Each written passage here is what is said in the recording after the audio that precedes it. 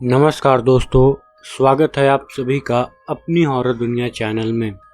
तो दोस्तों, आज की स्टोरी बेसिकली दो जिन की है और एक वेंडिगो की है, जो कि मैं लास्ट में बताऊंगा। ये जो दोनों जिन की कहानी है, ये मैंने एक बाबा जी से सुनी है। मुझे उनका नाम तो अभी नहीं याद आ रहा, लेकिन ये घटना उनके किसी दोस्त के साथ हुई थी। दोस्तों, अक्सर जब आप सभी लोग जिन के बारे में सुनते होंगे तो आप सभी ये सोचते होंगे कि ये कोई बुरी शक्ति है, लेकिन हर बार ज़रूरी नहीं होता कि ये शक्तियाँ बुरी ही हों। तो आज की अपनी कहानी स्टार्ट करने से पहले मैं इन कहानियों में घटित जिसके जिसके भी नाम हैं उनको बदल देता हूँ। और कहानी स्टार्ट करने से पहले मैं आप सभी को बता दूँ कि हम सभी लोग 2000 सब्सक्राइबर के बहुत ही करीब हैं, और इसके लिए मैं आप सभी का बहुत ही बड़ा आभारी हूँ। ये सब आपके ही बदौलत हुआ है। और अगर आप सबके पास भी कोई सच्ची और डरावनी कहानी है जिसे आप सभी लोग मुझ तक पहुंचाना चाहते हैं, तो आप सभी लोग ज़रूर मेरे इंस्टाग्राम अपनी हॉरर दुनिया या फिर मेरे जीमेल creepykahani@gmail.com पे ज़रूर से साझा करें, ताकि मैं आपकी उस कहानी को और लोगों तक पहुंचा सकूं। तो ज़्यादा टाइम ना लेते हुए आज की अपनी पहली स्टोरी शुरू करते हैं। तो दोस्तों, ये आज की पहली स्टोरी इकबाल अंसारी के साथ हुआ था, जो कि दिल्ली में ही रहते हैं। तो हुआ कुछ ऐसा कि एक बार इकबाल अंसारी नमाज के लिए सुबह ही सुबह मस्जिद में जा रहे थे। हालांकि उस समय काफ़ी ज़्यादा अंधेरा भी था और शायद से इन्होंने ध्यान नहीं दिया और इनकी गाड़ी से कोई एक चूहा दब के मर गया। इनको ये देख के काफ़ी बुरा लगा, लेकिन अब वो एक चूहा था और वो आगे नमाज के लिए निकल दिए। ये मस्जिद में पहुंचते हैं और सभी ने नमाज अदा किया, और इन्होंने देखा कि एक शख्स जो कि काफ़ी ज़्यादा गोरा और लंबा है, और वो उससे पहले मस्जिद में उन्हें पहले कभी नहीं दिखा था। वो इनके पास आता है और कहता है कि जनाब, मेरे बच्चे ने आपका क्या बिगाड़ा था जो आपने उसे मार दिया। ये काफ़ी ज़्यादा डर गए और बोले, मैंने कहाँ किसी को मारा। फिर वो इनके कंधे पर हाथ रखता है और मस्जिद के पीछे लेकर चला जाता है। मस्जिद के पीछे पहुँचते ही वो इनको वहाँ पर काफ़ी सारे चूहे दौड़ रहे थे उन्हें दिखाकर कहता है कि ये सब चूहे नहीं, ये सब जिन हैं, और मैं खुद भी जिन हूँ, और जिसे आपने गाड़ी से कुचला था वो कोई चूहा नहीं, वो मेरा ही बेटा था। अब इकबाल को कुछ समझ में नहीं आ रहा था, क्योंकि ये गलती उनसे जानबूझ के नहीं हुई थी, शायद से इसीलिए उस जिन ने छोड़ दिया। लेकिन अगर वो जिन चाहता तो उन्हें इसके लिए काफ़ी बड़ी सज़ा दे सकता था। तो दोस्तों, आप सबको क्या लगता है, क्या वो जिन एक अच्छा जिन था जिसने इकबाल को कोई नुकसान नहीं पहुंचाया? बहरहाल, आज की अपनी दूसरी स्टोरी की तरफ चलते हैं, जो कि महाराज जी के एक दोस्त के साथ हुआ था।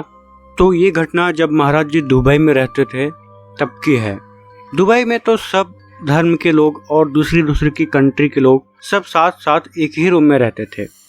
तो उसी रूम में एक सलीम नाम का व्यक्ति था, जो इंडियन ही था। सलीम स्वभाव से काफ़ी ज़्यादा अच्छे थे, ना ही किसी से झगड़ा या किसी का बुराई कुछ नहीं करते थे, और इसलिए महाराज जी से उनकी दोस्ती काफ़ी अच्छी हो गई थी। लेकिन हमेशा सलीम को किसी ना किसी बात का दुख रहता था। महाराज जी ये देखकर समझ गए थे और उन्होंने सलीम से पूछा कि क्या हुआ, तुम हमेशा दुखी क्यों रहते हो? सलीम ने कहा कि महाराज जी, वैसे तो मुझे कुछ दिक्कत नहीं है, लेकिन ना जाने क्यों जब भी मुझे संतान होती है या जब भी उनका बेटा बेटी होता है तो पैदा नहीं हो पाता, गर्भ में ही खराब हो जाता है। तो महाराज जी ने थोड़ा सोचकर कहा कि जो भी उपाय मैं आपको बताऊंगा आप उसे करोगे नहीं, क्योंकि मैं हिंदू कम्युनिटी से हूँ, लेकिन मैं आपको एक सलाह ज़रूर देता हूँ कि आप अपने में यानी कि कोई मुस्लिम में ही अच्छे मौलवी से बात करिए। तो सलीम ने उनकी बात माना और वापस इंडिया आके उन्होंने एक अच्छे मौलवी को ढूंढा। मौलवी जी ने उनके घर पे जाके पूरा घर घूम कर देखा। बेसिकली उनके घर में टोटल 3 कमरे थे। एक कमरा जहाँ पे उनकी वाइफ रहती थी, मौलवी जी ने कहा कि उनको ये कमरा रहने के लिए नहीं यूज़ करना चाहिए, उनकी वाइफ को किसी दूसरे कमरे में सोना चाहिए। और फिर मौलवी जी ने सलीम से पूछा कि बच्चे खराब होने के अलावा क्या कोई और तकलीफ़ है? तो सलीम जी ने कहा कि नहीं, इसके अलावा तो मुझे बिल्कुल भी कोई तकलीफ़ नहीं है। मौलवी जी ने कहा कि ठीक है, तुम ये कमरा बस चेंज कर दो, इसके बाद कोई दिक्कत नहीं होगा। और उन्होंने अपने तरीके से कुछ वहाँ पे झाड़ फूक किया और चले गए। सलीम की पत्नी ने वो रूम चेंज कर दिया और रूम चेंज करने के बाद ही और उनको दूसरे दिन कभी जब वही मौलवी मिले तो सलीम जी ने पूछा कि आपने रूम चेंज करने के लिए क्यों कहा था। तब मौलवी जी बताते हैं कि जो आपका वो तीसरा कमरा था वो मस्जिद में नमाज के लिए जा रहे जिन्नों के रास्ते में पड़ता था, इसलिए वो जाते टाइम पेट में रहे बच्चे को भी ले जाया करते थे। इसके कारण बच्चा खराब हो जाता था और अगर तुम वो कमरा खाली कर दोगे तो ऐसी कोई दिक्कत नहीं होगी। और हुआ भी वैसा ही। उसके बाद से उनको एक लड़का हुआ जो कि काफ़ी अच्छा हष्ट पुष्ट था और उनको अब करीब 3-4 लड़के हैं। तो दोस्तों ये थी आज की 2 जिन्न की कहानी।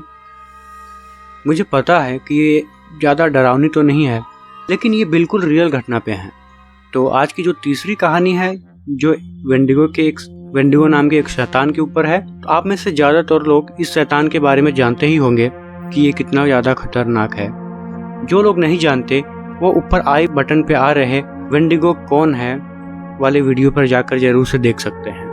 और छोटे छोटे में मैं बता दूं कि वेंडिगो कनाडा और यूनाइटेड स्टेट्स के जंगलों में पाए जाने वाला एक बहुत ही ज़्यादा बेरहम और खतरनाक राक्षस है, जिससे अपने शिकार को बहला फुसला कर चिथड़े उड़ाकर खाने में बहुत मजा आता है। हालांकि इसको देखे जाने की घटनाएं बहुत कम होती है, इसलिए इसके ऊपर बहुत लोग विश्वास नहीं करते और जो इसको देखते हैं तो उनके जिंदा आने की चांस बहुत ही कम रहती है।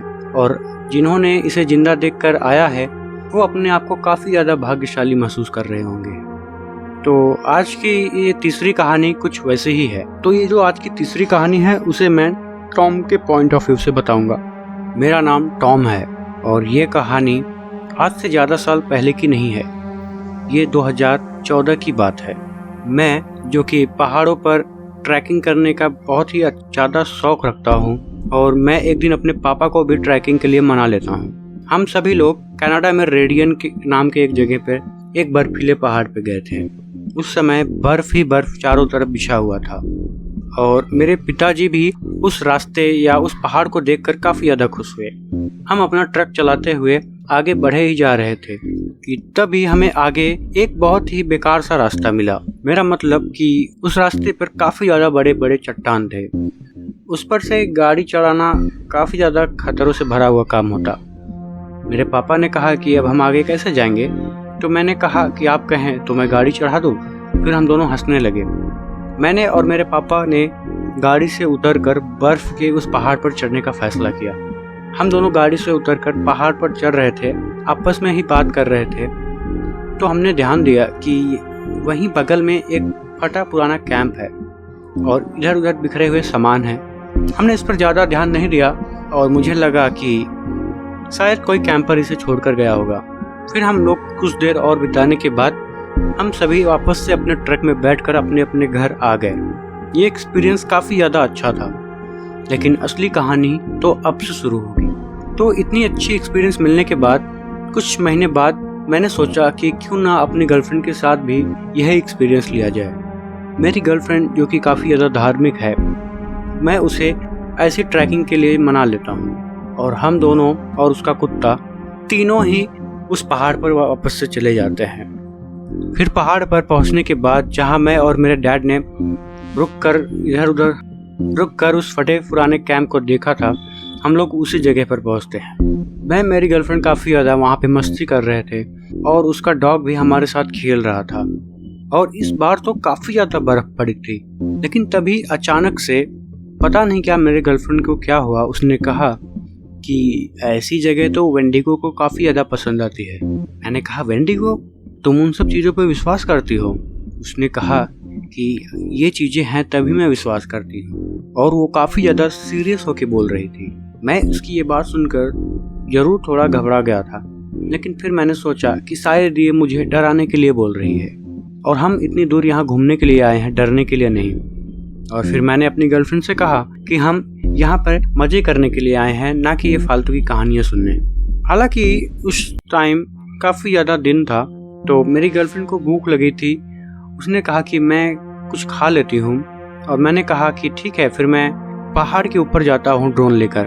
और यहाँ के व्यूज़ को कैप्चर करता हूँ। मेरे साथ उसका डॉगी भी गया था।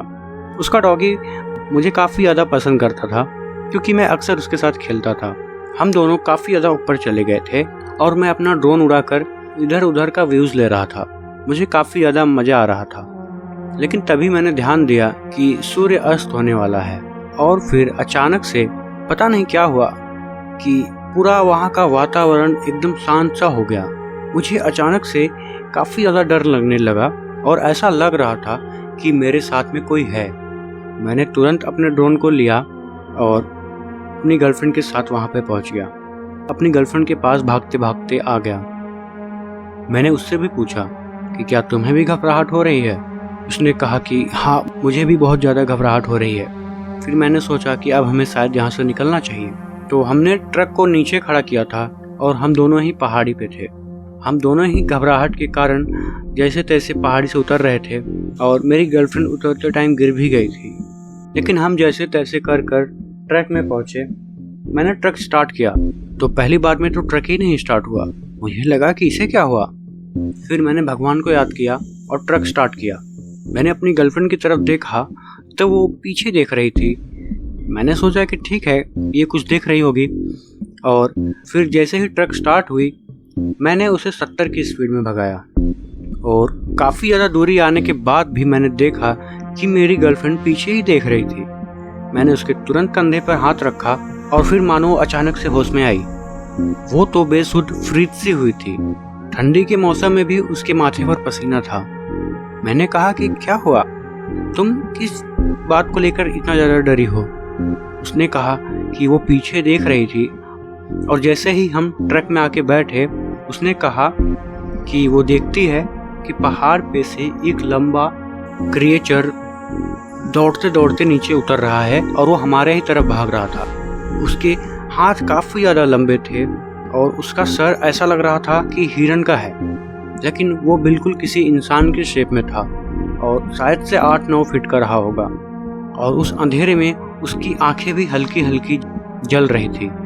हमारी किस्मत अच्छी थी कि उसी टाइम गाड़ी स्टार्ट हो गई और वो चीज़ हमारे ज़्यादा पास नहीं आ पाया।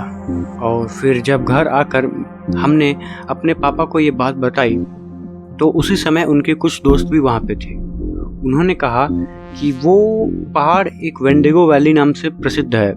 1940s में काफ़ी ज़्यादा लोगों ने वहाँ पर वेंडिगो के होने का दावा किया और अभी कुछ समय पहले ही जब एक कैंपर वहाँ पे था तो उसे भी एक वेंडिगो ने दौड़ाया था और उसके तो ट्रक में भी डेंट मार दिया था। उसके तो ट्रक में भी वो चीज़ आके भिड़ गई थी और उसका निशान आज भी उसके ट्रक में है।